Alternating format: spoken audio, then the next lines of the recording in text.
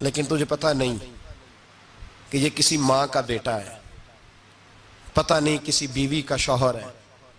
ایک ہمارے دوست ہیں، بزرگ ہیں، ان کا داماد فوت ہو گیا، نشہ کرتا تھا، تو میں تعزیت کرنے ان کے گھر پہنچا تو کھڑے ہو گئے ہاتھ باندھ کے، کہنے لگے حضرت صاحب باقی ساریاں گلاں چھڑ دیو، صرف نشے تے تقریر کریا کرو۔ وہ جب جیتا تھا تو تب بھی اس کے بچے یتیم ہی تھے، یتیم ہی تھے۔ میری بیٹی جب میرے گھر آتی تھی اور میں اپنے پوتوں کے اترے کپڑے اسے پہننے کو دیتا تھا تو میرا کلیجہ پھٹتا تھا، اور میری بیٹی اس کی زندگی میں بھی بیوہ کی زندگی گزار رہی تھی، وہ میری بہوؤں کے اترے ہوئے کپڑے پہنتی تھی۔ کوئی دعا کرو، کوئی جلسے کرو، یہ لت ختم ہو جائے۔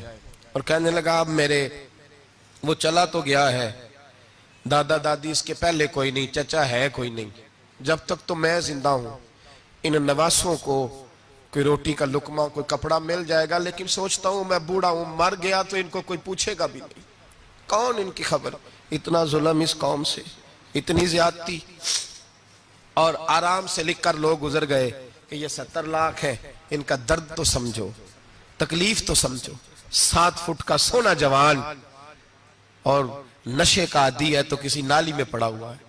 اور میں نے کہا اس قوم کے ساتھ اس سے بڑا بھیانک مذاق کیا ہوگا۔ کوئی دانشور تھا بڑا ظالم، اس ظالم سے کوئی مشورہ لینے آیا، اس نے آ کے کہا تو بڑا ظالم ہے، بڑے کڑوے مشورے دیتا ہے، میرا ایک دشمن ہے، میں اس سے بدلہ لینا چاہتا ہوں، میرا دل کرتا ہے اس کا بچہ قتل کر دوں تاکہ وہ تڑپے۔ تو ظالم نے کہا اسے قتل نہ کر، وہ تو اس کا باپ 2-4 مہینے رو کے چپ کر جائے گا، پھر میں سخت سزا دینا چاہتا ہوں، مشورہ دے۔ تو اس نے کہا اس کے بچے کو نشے پہ لگا دے، جس کا بچہ نشہ کرے گا وہ باپ روز مرے گا، روز جیے گا، وہ ماں روز مرے جیے گی، نشے پہ لگا دے۔ اس قوم کے ساتھ سب سے بڑا ظلم یہ ہوا کہ ملت کا جوان نشے پہ لگ گیا، ڈرگز پہ لگ گیا، اتنے تباہ حالات ہوئے کہ جوان چڑھتی جوانیاں، اماں نے کتاب دے کے بھیجا تھا، اور کالج سے واپس آئے تو نشے کے ٹیکے ہاتھوں میں پکڑے ہوئے، ٹیکے۔ اور آپ کے اس ملک کے اسلام آباد میں ایک دن میڈیا نے وہ خبر بھی وائرل کی اور وہ چیز بھی دکھائی لوگوں کو، 3 مہینے کا بچہ لے کے نشئی سڑک پہ آ گیا، اس نے کہا میرا نشہ ختم ہو گیا، میرا بچہ خرید لو، 2 پڑیاں دے دو۔ تو وہاں بیبیاں جو سن رہی تھیں وہ بھی چیخیں مار کے رو رہی تھیں۔ یہ ظلم کیا اس قوم کے ساتھ، اور کرپشن کی لعنت نے اجازت دی سپلائی کرنے والوں کو کہ گلی گلی بھیجے، گلی گلی۔ انہوں نے کچھ تھوڑا ظلم نہیں کیا ان حکمرانوں نے، اور ہماری اپوزیشن اس کو نہ صرف اتنا پتا ہے کہ یہ جائیں اور ہم آئیں، اس سے زیادہ کوئی غرض نہیں۔ بھائی کرپشن کے خلاف نکلے ہو تم، نشے کے خلاف کس دن نکلو گے؟ جوئے کے خلاف کس دن؟ قوم تو مر رہی ہے نشے سے، اس کے خلاف میدان میں کب آؤ گے؟ صرف اتنا ہے کہ یہ جائیں اور ہماری باری آئے، اس سے زیادہ کچھ نہیں۔ جتنے مجرم وہ ہیں اتنے ہی تم بنتے جا رہے ہو، اس لیے کہ اصل بات پر نہ وہ آتے ہیں اور نہ اصل بات پر یہ آتے۔ بھائیو، میرے نبی پاک صلی اللہ تعالیٰ علیہ وسلم، اور ایک اور تماشا ہے، یہ میرے پہ اللہ کا یہ احسان رہا، اس لیے نہیں کہ میں پرہیزگار آدمی ہوں، نیک ہوں، اس لیے نہیں، ویسے ہی اللہ بعض اوقات اسباب بناتا ہے، سبب بناتا ہے۔ مجھے نہ شراب کے رنگ کا پتہ ہے، نہ اس کی خوشبو کا پتہ ہے، نہ میں نے کبھی زندگی میں دیکھی ہے، یہ کرم ہے میرے حضرت صاحب کا، میں نے نہیں دیکھی، مجھے نہیں پتا کیسی ہوتی ہے، کچھ باتیں میں نے سنی ہیں۔ ایک محفل میں بیٹھا تھا مجلس میں، تو ایک شخص نے کہا کھانسی نہیں جاتی بچے کی، دوسرا اس کو مشورہ دے رہا ہے، کھانسی نہیں جاتی، بڑی دوائی دیسی بھی فلاں بھی بڑی کھائی، مشورہ دیا اس کو کہ تو اس طرح کر، اس کو نا شراب کے 2-4 چمچے پلاؤ، کہتے ہیں جی اس کو نا یہ پلاؤ تو صحیح ہو جائے گی۔ تو میں نے پلٹ کے اس کی طرف دیکھا، میں نے کہا کوئی عقل کر، کیا مشورہ کرنا؟ مولانا میرا تجربہ ہے۔ میں نے کہا تیرا تجربہ افضل ہے یا رسول اللہ کا فرمان زیادہ افضل ہے؟ تیرا تجربہ افضل ہے۔ حضرت ام سلمہ رضی اللہ تعالیٰ عنہ کہتی ہے میں نے عرض کی یا رسول اللہ صلی اللہ علیہ وسلم میری بچی بڑی بیمار ہے، تو مجھے کسی نے کہا ہے یہ تھوڑی سی نشے والی چیز ہے، یہ بنا کے تیار کر کے دو، صحیح ہو جائے گی، بیمار ہے بچی۔ تو یہ نشے والی چیز ہے، اس کو تیار کر کے دو، تھوڑا نشہ ہے۔ اگرچہ میں نے شروع میں کہا بعض لوگ مریض کو، سخت مریض کو ایسی ادویات جو مجبوری بن جائے اس کی گنجائش اور اجازت دیتے ہیں۔ محتاط علماء تو اس میں بھی بہت ساری چیزیں پہلے بیان کرتے ہیں، لیکن اس نے کہا جی نرا نشہ دینا ہے شفا کے لیے۔ تو حضرت ام سلمہ کہتی ہے میرے نبی پاک نے میری طرف دیکھا، میری طرف، تو میں نے کہا یا رسول اللہ آپ کیا فرمانا چاہ رہے ہیں؟ تو نبی پاک نے فرمایا ام سلمہ کبھی ناپاک چیز میں بھی شفا ہوئی ہے، کبھی ناپاک چیز میں بھی، کبھی شراب اور خمر میں بھی شفا ہو سکتی ہے۔ شفا رب کریم نے رکھی ہے پر شہد کے اندر رکھی ہوئی ہے، شفا اللہ نے رکھی ہے قرآن مجید میں رکھی ہوئی ہے، تو اس میں بھی کبھی یہ حضور نے بیان کیا ہے کہ اس کے اندر شفا ہو سکتی، تو امت کتنی دلیری کرتی ہے جو یہ مشورے دیتی ہے کہ اس کے اندر نشہ ہے، شراب ہے، تو کھانسی چلی جائے گی تو فلانی بیماری چلی جائے گی۔ نہ آؤ ان چیزوں پہ، نہ اپنے ایمان کو خرابی دو، اور نہ ایسی باتیں کرو جس سے کہ ڈائریکٹ رسول اللہ صلی اللہ علیہ وسلم کے واضح ارشادات کی مخالفت ہو۔ میرے نبی پاک صلی اللہ علیہ وسلم نے فرمایا، اور پھر کچھ لوگ کہتے ہیں تھوڑی پی ہے جی۔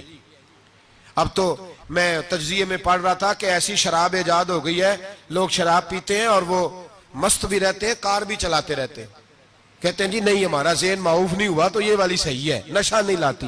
میرے نبی پاک صلی اللہ علیہ وسلم نے فرمایا جس چیز کی تھوڑی مقدار، زیادہ مقدار حرام ہے اس چیز کی تھوڑی مقدار بھی حرام ہے، جس کی زیادہ مقدار حرام ہے اس کی تھوڑی بھی۔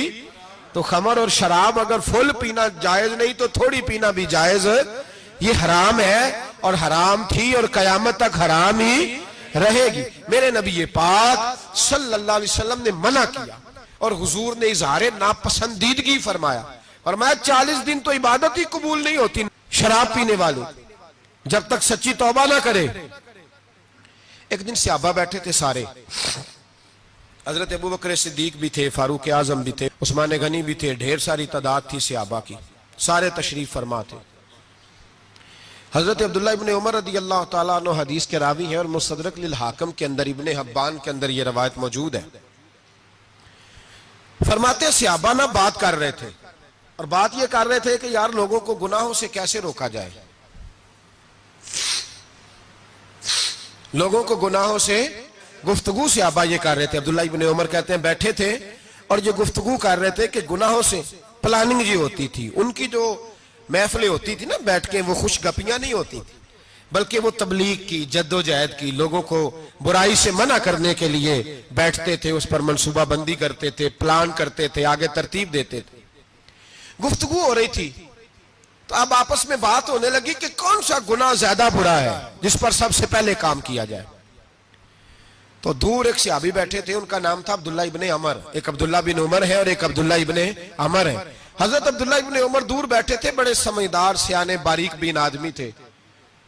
تو حضرت عمر فاروق اپنے بیٹے سے کہنے لگے جا عبداللہ ابن عمر سے پوچھ کے آ کہ سب سے سخت گناہ کون سا ہے۔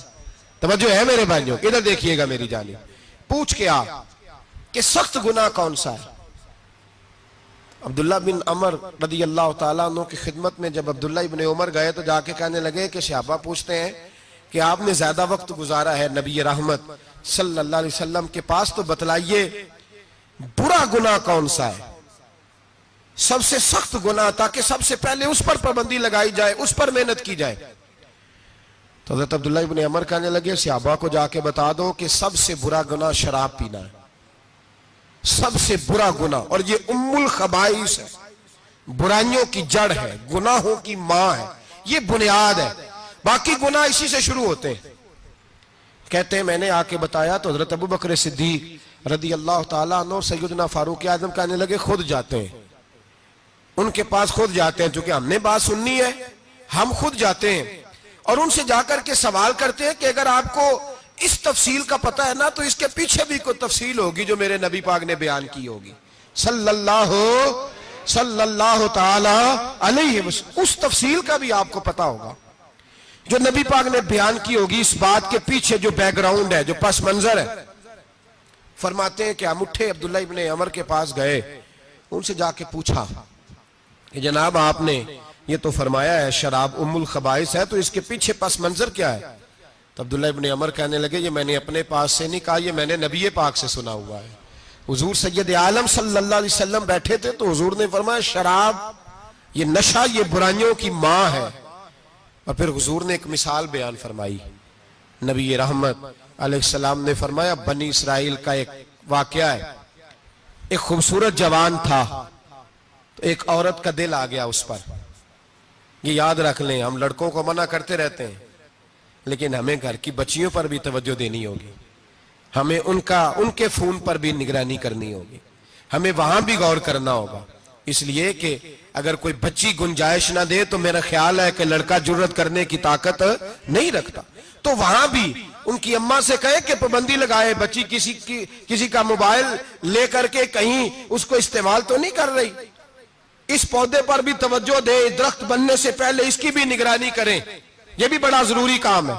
عورت کا دل آ گیا تو نبی پاک علیہ السلام فرماتے ہیں اس نے کوئی بہانہ لگایا، کسی کو کہا کہ اس نوجوان کو بلا کے لاؤ، اس کو کہو کہ ہم نے کوئی گواہی لینی ہے تجھ سے۔ وہ نوجوان آیا، ایک کمرے میں داخل ہوا تو اگلے کمرے میں لے گئے، وہاں داخل ہوا تو اس سے اگلے کمرے میں لے گئی، وہ داخل ہوا تو اسی طرح 7 مکفل کمروں میں لے گئی۔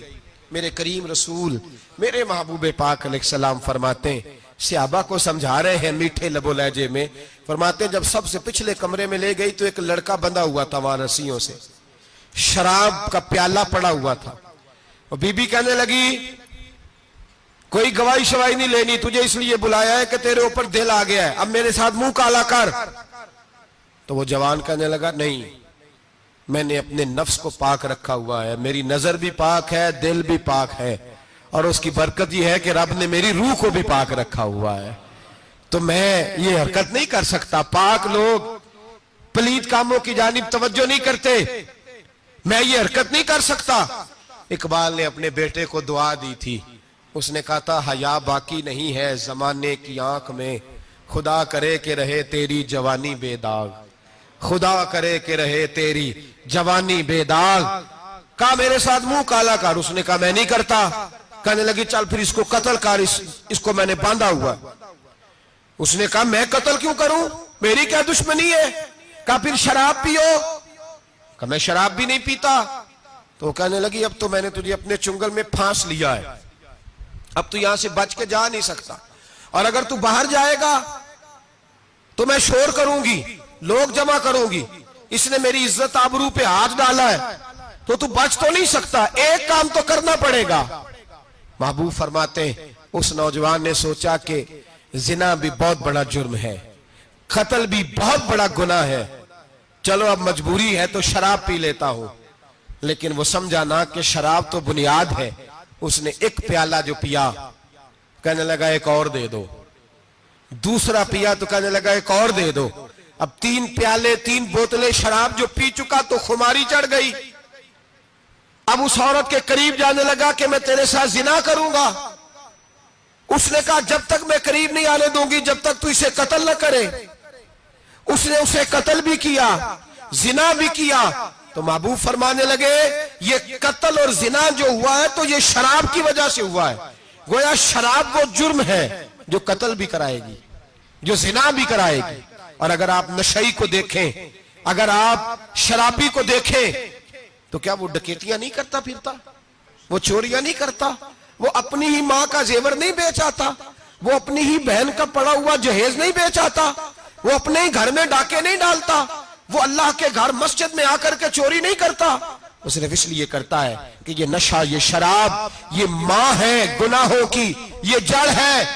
ملت کے لوگوں یاد رکھو، اس امت، اس پاکستان کے ساتھ جہاں بہت سارے ظلم ہوئے، وہاں بڑا ظلم یہ ہے کہ بہت بڑا طبقہ جوانوں کا نشے کا عادی ہے، وہ نشہ انہیں عشق مجازی اور عورتوں کے عشق کی جانب لا رہا ہے، وہ نشہ چوریاں کرا رہا ہے، قتل کرا رہا ہے، ڈکیتیاں کرا رہا ہے۔ بہت بڑے ظالموں نے بہت بڑے ہاؤس بنائے ہوئے ہیں جن کے اندر شراب فراہم کی جاتی ہے، نشہ دیا جاتا ہے۔ میں نے تو ایسے ایسے لفظ سنے کہ الیکشن کے دنوں میں ووٹ لینے کی خاطر سیاستدان انہیں نشہ فراہم کرتے ہیں، انہیں باندھ کے رکھتے ہیں، روز تمہیں پڑیا ملے گی، ووٹ ہمیں ڈالنا۔ اتنا ظلم، اتنی زیادتی، اتنا جبر، ایک انسان کے ساتھ کھیلنا۔ لوٹ آؤ پکڑو ان کا دامن، اپنے گھروں کو بچاؤ، اپنے دوستوں کو بچاؤ. جاگو جاگو امت کے لوگوں جاگو، میرے نبی پاک صلی اللہ علیہ وسلم کے کلمہ گو لوگوں کو بچاؤ. ان پر اگر سختی کرنی پڑتی ہے تو کرو، پیار کرنا پڑتا ہے تو کرو، محنت کرو، جدوجہد کرو.